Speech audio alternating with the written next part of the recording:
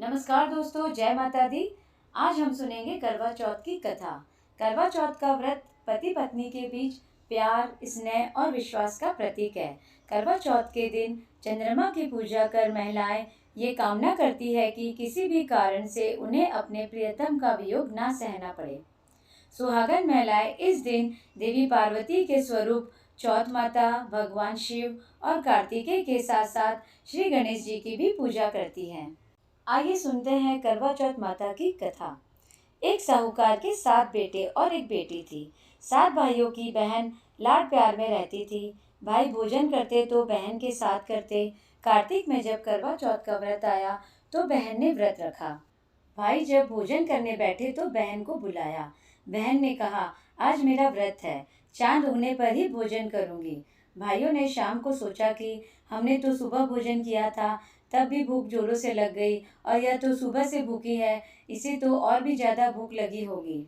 ऐसा विचार कर एक भाई ने दीपक जलाकर चलनी से ढककर उसका प्रकाश दिखा दिया। बहन ने अपनी भाभीियों से कहा, चलो दर्शन करके अर्घ दे लो। भाभीियों ने कहा, आप जाओ, हमारा चांद अभी नहीं उगा है। तब वह अकेले ही जाकर दर्शन कर अर्घ देकर भाइयों के साथ भोजन करने बैठ गई। तो पहले ग्रास में सिवाल, दूसरे में बाल और तीसरे में ससुराल का बुलावा आया। आने वाले ने कहा, तुम्हारे कंवर साहब की तबीयत ज्यादा खराब है, जल्दी भेजो। तब उनकी माँ ने कपड़ों का बंद थैला खोलकर उसे कपड़े पहनाने के लिए थैले में 3 बार हाथ दिया। तीनों ही बार सफेद वस्त्र हाथ में आया। उसकी माँ ने वही पहनाकर एक सोने का टका मोहर दिया। जो तुम्हें सुहाग का आशीष देगा उसे यह सोने का टका देकर पल्ले के गांठ बांध देना। और माँ ने कहा, रास्ते में सबके पैर पड़ती जाना और जो भी तुझे सुहाग का आशीर्वाद देगा उसे यह सोने का टका देकर अपने पल्लू को गिठान बांध लेना। रास्ते में जो भी उसे मिला वह सबके पैर पड़ती गई। सबने उसे भाई भांजों का सुख का आशीर्वाद दिया, लेकिन किसी ने भी उसे सुहाग का आशीर्वाद नहीं दिया। चलते चलते जब उसके ससुराल का दरवाजा आया तो दरवाजे में घुसते ही उसकी एक छोटी ननद खड़ी थी। वह उसके पैर लगी तो ननद ने उसे आशीष दिया कि दी सिली हो, सपूती हो, 7 पुत्र की माँ हो, मेरे भाई को सुख दे। ऐसा सुनते ही भावज ने उसे झट से सोने का टका देकर अपने पल्ले को गांठ बांध ली। वह भीतर गई तो सास ने पीढ़ी नहीं दिया और रो कर बोली, मरा पड़ा है। बेचारी देखकर रोने लगी। लोगों ने समझाया बुझाया और उसके किया कर्म की तैयारी करने लगे, पर उसने इन सबको रोक दिया। उसकी सास ने कहा, क्या मड़ा सेवेगी? उसने कहा, हाँ, आप कोई चिंता ना करें। उसकी जिद पर घर वालों ने एक अलग मकान में उसको रख दिया और दासी आकर बासी सूखी रोटियां दे जाती, उसी से अपना जीवन चलाती। मगसिर मास की चौथ आई। बोली, करवो ले, भाया प्यारी करवो ले, दिन में चांद उगाने वाली करवो ले, घनी भुकाली करवो ले। वह बोली, माता, मैंने नियम बिगाड़ा है तो आप सुधारोगी, मुझे मेरा सुहाग देना पड़ेगा। चौथ माता बोली, मेरे बड़ी पौ की चौथ है, उससे अरज करना। पौष की चौथ आई तो उसने कहा, मेरे से बड़ी माघ की चौथ आएगी। इसी तरह अपने से अगली अगली बताती गई और आखिर आसोज की चौथ आई और उसने कहा, भाई, तेरे पर कार्तिक की चौथ नाराज है, उसने ही तेरा सुहाग लिया है, वह ही वापस देगी, तू उसके पैर पकड़ लेना। कार्तिक की चौथ आई। उसने गुस्से में भरकर कहा, भरत भांडनी करवा ले, भैया प्यारी करवा ले, दिन में चांद उगाने वाली करवा ले, घनी बुकाली करवा ले। पर साहूकार की बेटी उसके पैर पकड़कर बैठ गई। बोली, माता, मेरी भूल हो गई, मैंने व्रत बिगाड़ा है तो आप ही सुधारो। उसकी विनती देखकर चौथ माता को दया आ गई। वह खुश हो गई। आंखों में से काजल, नाखूनों में से मेहंदी, मांग में से सिंदूर और टीका में से रोली निकालकर चीटी उंगली से छीटा दिया। साहूकार का लड़का तुरंत बैठ गया। बोला, खूब नींद आई। उसकी स्त्री बोली, ऐसा भी क्या सोना, मुझे तो 12 महीने हो गए। उसने सारी बात उसे बताई। साहूकार का बेटा बड़ा खुश हुआ। उसने कहा, चौथ माता का उत्सव करना चाहिए। उसकी स्त्री ने तुरंत इंतजाम किया, करवा लिया, कहानी सुनी, चूरमा किया और दोनों पति पत्नी भोजन कर चौपड़ पासा खेलने लगे। दासी आई बासी टुकड़े लेकर। देखे तो दोनों चौपड़ पासा खेल रहे हैं। तुरंत वापस गई और उसकी सास से बोली, वे तो चौपड़ पासा खेल रहे हैं। साहूकार की स्त्री को विश्वास नहीं आया, झट से ऊपर आई और देखकर खुश हो गई। पूछा, यह क्या बात है? तब बहू ने सारी बात बताई। सास के पैर पकड़े, घर में आनंद छा गया। बेटों की माँ सब कोई 12 चौथ करना, 12 नहीं तो 4 तो अपने 7 फेरों की शक्ति के लिए जरूर करें। हे चौथ माता, सबका सुहाग भाग देना, साहूकार की बेटी की तरह दुख मत देना। हे चौथ माता, जो भी आपकी कथा कहता है, सुनता है, हुकारा भरता है, उस पर अपना आशीर्वाद सदैव बनाए रखना चौथ माता। अब हम सुनेंगे गणेश जी की कहानी।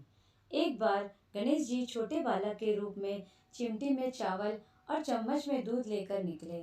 वो हर किसी से कह रहे थे कि कोई मेरी खीर बना दो, कोई मेरी खीर बना दो। वहाँ पर एक बुढ़िया माई बैठी थी।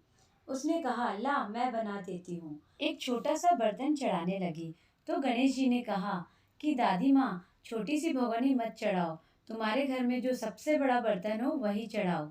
बुढ़िया माई ने गणेश जी का मन रखने के लिए बड़ा बर्तन चढ़ा दिया। वह देखती रह गई कि वह जो थोड़े से चावल उस बड़े बर्तन में डाले थे वह पूरा भर गया। गणेश जी ने कहा, दादी माँ, मैं नहा धोकर आता हूँ। जब खीर तैयार हो गई तो बुढ़िया माई के पोते पोती खीर खाने के लिए रोने लगे। बुढ़िया माई ने कहा, गणेश जी महाराज, तेरे भोग लगना, कहकर चूल्हे में थोड़ी सी खीर डाली और कटोरी भर भर कर बच्चों को दे दी।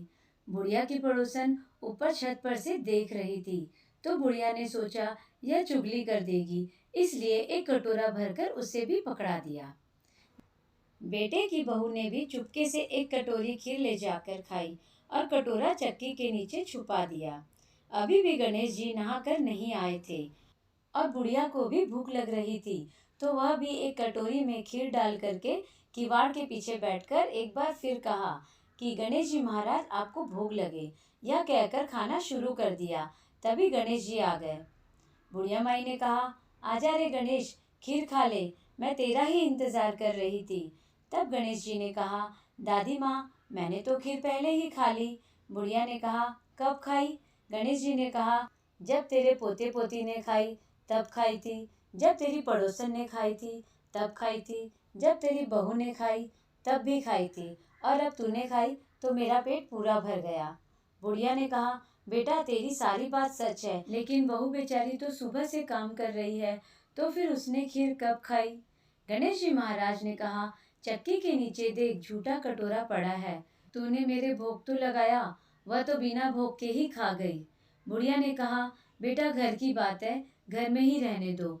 अब बताओ, बची हुई खीर का क्या करूं? गणेश जी ने कहा, नगरी को जिमा दो। बुढ़िया माई ने पूरी नगरी को जिमा दी, फिर भी बर्तन खाली नहीं हुआ। जब राजा को यह बात पता चली तो राजा ने बुढ़िया को बुलाया और कहा, क्यों रे बुढ़िया, ऐसा बर्तन तेरे पास कहाँ से आया? ऐसा बर्तन तो राजमहल में होना चाहिए। बुढ़िया ने कहा, राजा जी, इस बर्तन को तो आप ले लो। राजा जी ने खीर का बर्तन महल में मंगवा लिया। लाते ही खीर में कीड़े मकोड़े बिच्छू हो गए और दुर्गंध आने लगी। यह देखकर राजा ने बुढ़िया से कहा, बुढ़िया, बर्तन वापस ले जा, जा, तुझे हमने दिया।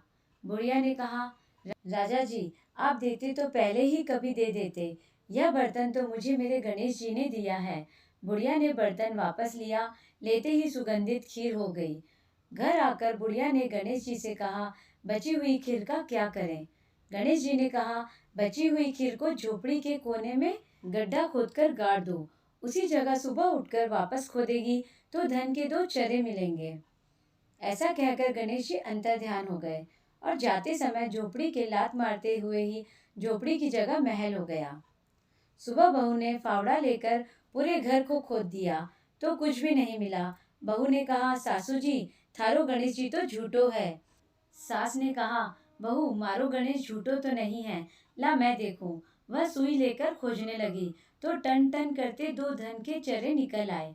बहू ने कहा, सासू जी, गणेश जी तो साचो ही है। सास ने कहा, गणेश जी तो भावनाओं के भूखे हैं। हे गजानन गणेश जी महाराज, जैसा आपने बुढ़िया माई को दिया वैसा सबको देना। विनायक जी की कहानी कहने वाले, हुंकार भरने वाले और आसपास के सभी सुनने वाले सबको देना। सभी व्रत और त्योहारों में विनायक जी की कहानी सुनी जाती है। विघ्न विनायक श्री गणेश जी को देवताओं में सर्वोत्तम स्थान प्राप्त है। गणेश जी को देवताओं में प्रथम पूज्य माना जाता है, इसलिए त्योहार के दिन व्रत कथा सुनने के साथ विनायक जी की कहानी सुनी जाती है। इससे व्रत का पूर्ण फल प्राप्त होता है। करवा चौथ की पूजा विधि। इस दिन सुहागिन स्त्रियां सूर्योदय से पहले स्नान करके व्रत रखने का संकल्प लेती है और सास द्वारा दी गई सरगी का सेवन करती है। सरगी में मिठाई, फल, सेवई, पूड़ी और साज श्रृंगार का सामान दिया जाता है। इसके बाद करवा चौथ का निर्जल व्रत शुरू हो जाता है। जो महिलाएं निर्जल व्रत न रख सके वह दूध, फल, दही, जूस, नारियल पानी ले सकती है। व्रत के दिन शाम को लकड़ी की चौकी पर लाल वस्त्र बिछाएं। इस पर भगवान शिव, माता पार्वती, कार्तिकेय, गणेश जी की प्रतिमा या तस्वीर स्थापित कर दें, अन्यथा शिव परिवार की तस्वीर भी रख सकते हैं। एक लोटे में जल भरकर उसके ऊपर श्रीफल रखकर करवा बांध दे। वह दूसरा मिट्टी का करवा लेकर उसमें जल भरकर वह ढक्कन में शक्कर भर दे। उसके ऊपर दक्षिणा रखे। रोली से करवे पर स्वास्तिक बनाएं। इसके बाद धूप, दीप, अक्षत व पुष्प चढ़ाकर भगवान का पूजन करें। पूजा के उपरांत भक्ति पूर्वक हाथ में गेहूं के दाने लेकर चौथ माता की कथा सुनें। उसके बाद रात्रि में चंद्रमा के उदय होने पर चंद्रदेव को अर्घ देकर बड़ों का आशीर्वाद लें। दोस्तों, अगर आपको मेरी यह कथा अच्छी लगी हो तो प्लीज़ आप मेरे इस वीडियो को लाइक करें और मेरे चैनल को सब्सक्राइब करें। जय माता दी।